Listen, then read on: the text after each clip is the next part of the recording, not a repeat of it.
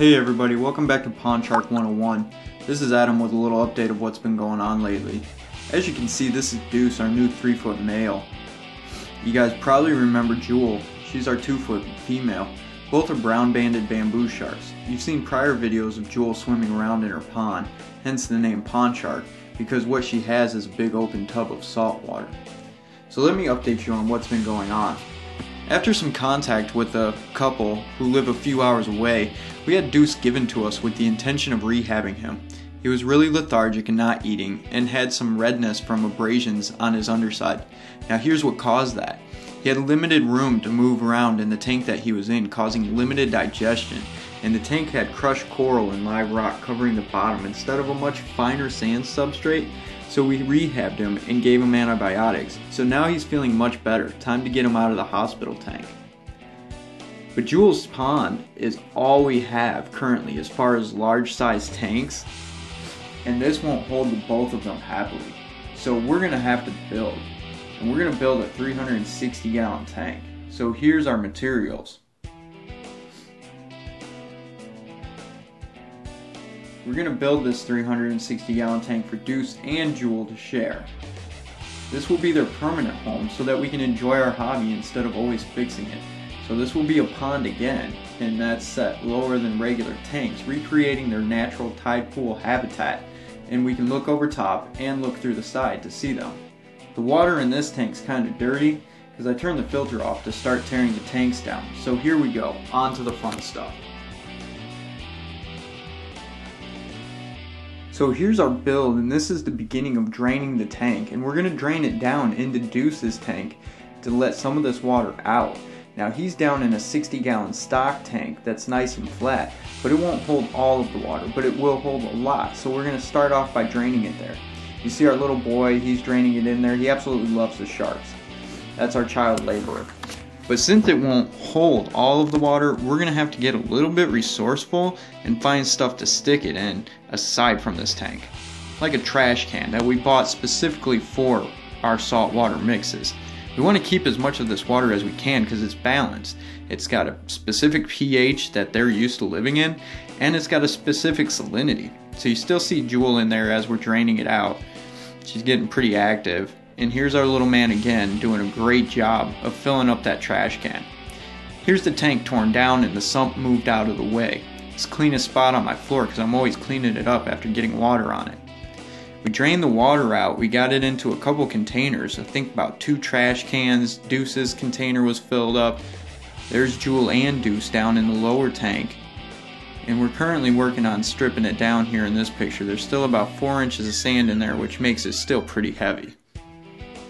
Nonetheless, I can move it at this weight. So once again, back around the tank. All stripped down, everything moved out of the way, we're going to move it down. That's my mess of drinks. It's ridiculous. So here's the cinder block layout, and this is a specific layout because it only leaves about 8 to 10 inches between the cinder blocks, giving a great amount of support to the plywood and to the tank. This tank's 360 gallon capability, but it's going to be filled up to probably about 300 gallons. So we need a lot of support because that's a lot of weight. Now this is down in my basement, so I don't have to reinforce any floors underneath or anything like that. This is straight onto the cement, straight onto the tile. So we're going to build and put the plywood right on top of these blocks. They're 8 by 8 by 16 blocks. Here's the plywood. This is a fine maple hardwood plywood. It's sitting on top of a 1/2 inch sheet as well of regular plywood. I think they call it OSB. And as you can see, it's cut to about 6 foot by 4 foot.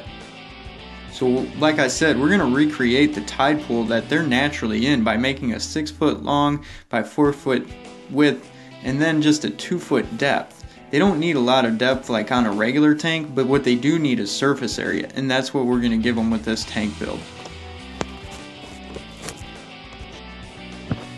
So right now I just want to take a second and thank Home Depot for the wood that they supplied. They're a larger corporation and they don't really gain anything from what they did, but what they did is to supply me with the hardwood plywood that I'm using for this build. So that's not just cheap plywood. This is 3/4 inch birch and maple plywood that's about $50 a sheet. So we just want to give them a lot of credit for what they did. In the back you can see that's my old sump, and it also doubled as Deuce's hospital tank when we were rehabbing him. And that's what we're going to use for our new tank, because there's nothing really wrong with it, and the pieces were great. We had an upgraded pump in there, and I had some really good drainage coming off of our first tank that allowed us to turn this tank over multiple times the gallons per hour that's actually required. Because these are sharks and they put out a large amount of waste, we want to turn over the gallons per hour in this tank probably ×2 what's actually recommended at least. So here I am standing with Deuce and Jewel, getting ready to move them into the new tank. Now mind you, when I do get into the tank with my sharks, or I put my hands in there, or anything that I'm putting into this tank, I rinse off first, because you don't want any of the oils that are on your skin to go into their water. So here you can see a little size comparison of Deuce next to Jewel. She looked pretty big until we got this guy, and now you can see the two of them. The reason I'm standing in this tank is because in order to get Deuce into the next tank that he's going to go into, and that's where they're going to stay for probably about a month of this build, I have to reach behind his front fins and then support his tail between my knees in order to slip him into this tank.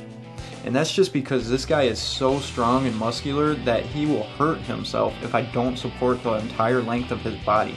Jewel's small enough, I can just stick a 5-gallon bucket in there and she'll swim into it and I can move her that way.